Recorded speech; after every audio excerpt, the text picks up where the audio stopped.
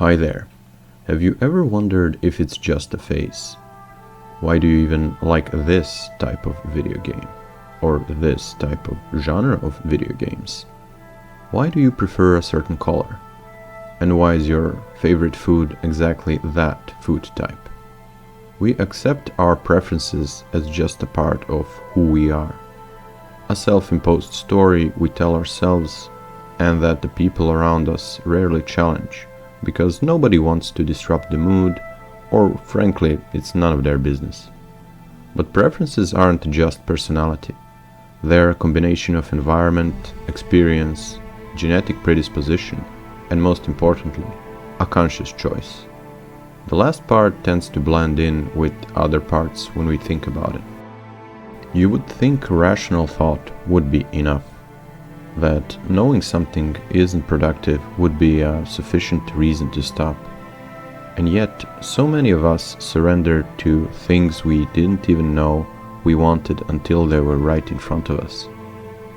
Games are particularly effective at this because they offer something remarkably specific, exactly what you're missing in the moment. A sense of accomplishment when real life feels stagnant, an experience you couldn't access otherwise. Comfort when everything else feels uncertain. In the moment, it doesn't feel excessive. It feels like exactly enough. But comfort has a way of dissolving time.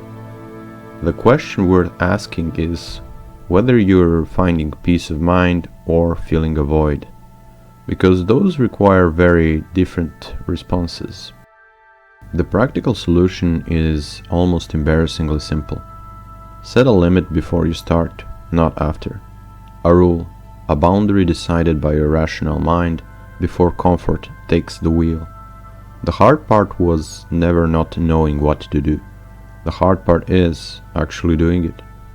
That gap between consciously not knowing and knowing is where self-discipline lives and dies. So do the easy thing your ancestors had a hard time doing. Set the alarm before you start, not when you're already 3 hours deep and negotiating with yourself. After that, there is nobody to blame but yourself. And in truly accepting that responsibility, you might realize something more uncomfortable, that it was always only you. The design, the rewards, the endless content, and grandiose designs.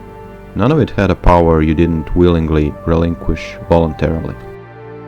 A friend of mine said something recently that sounds almost foolish on the surface. I just can't play video games anymore. I don't have 4 or more hours to really commit to the experience. And yet, I knew exactly what he meant. It points to something worth defending about single-player games that promote critical or creative thinking. There is always a pause button, always a way to save your progress and return on your own terms. The world in these video games doesn't punish you for having responsibilities outside of it. That distinction matters more than people realize. An experience you can step away from and return to isn't pulling you into hedonism, it's actually respecting your autonomy. It reminds you that worthwhile things are worth working towards at your own pace, on your own terms. The game waits for you, you don't wait for the game.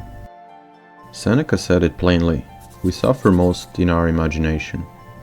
The brain is extraordinarily powerful, and precisely because of that, letting urges drive it, rather than the other way around, is a quiet surrender most people don't even notice happening. Video games, much like any other entertainment, can sedate you in a way, and this is a dangerous territory, a dance with the devil, if you will. There is a genuine value in that. Sometimes stopping the spiral of thoughts about things you cannot control is exactly what you need. When you're done pointlessly worrying about things you cannot control, that is not a weakness, it is a wise approach. But that is where the trap is. Go too far and you don't just quiet the unhelpful thoughts, you silence the guilty conscience as well. That small, uncomfortable voice reminds you of your responsibilities, of time passing, of things left undone. That voice needs to stay. It's not your enemy. It's the last line of defense between unwinding and disappearing altogether. The goal is sedation without surrender, rest without retreat. Next time you settle in for a gaming session, movie session, or maybe even a YouTube binge or a Netflix marathon, pause just for a moment. Are you genuinely unwinding, or are you sedating yourself to avoid something real that's missing? And if something is missing, ask yourself honestly, are you actually working on it in real life, or just replacing the feeling of progress with the comfort of entertainment? There is a meaningful difference between resting to fight another day and resting to numb the pain with no light at the end of the tunnel. One is strategy, the other is surrender. And deep down, we always know which one we are doing. The simplest tool available is articulation, actually defining what you're doing and why. It sounds almost too simple, but it works because it forces your brain to be honest. Even something as seemingly trivial as climbing out of bronze rank in League of Legends becomes a completely different experience the moment you give it a real framework.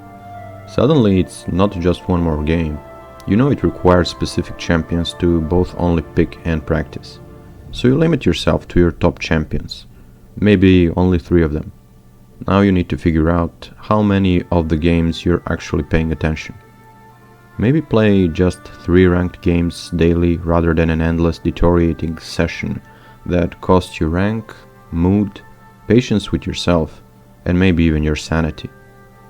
Now that there is a bit of a structure here, and when it is laid out like this, it is a different perspective on the whole matter. The one more game trap only works in the dark. The moment you shine a light on it, it loses its power. Some people stay in bronze rank for more than 10 years, and by that time you should figure out what you're going for. There is a bit of a difference when playing casual games to unwind and playing ranked games to compete. If you're young and don't know better, or just never thought about it, it makes sense. But why would you play 10 games with the meta champions, with each one having less and less chances for your impact in a team to be meaningful? Then it makes no sense. Live service games at least have one honest quality. They show you objectively where you stand. The system has rules, and those rules don't lie. You might discover you lack the skills for your current goal, or that your understanding of the game was off. That's not a failure, that's information. The only real mistake is being the person who can't admit it. Single-player games offer something cleaner still. Change your goal to finish a run faster, make a section deliberately harder, chase a specific achievement. And the only variable is you.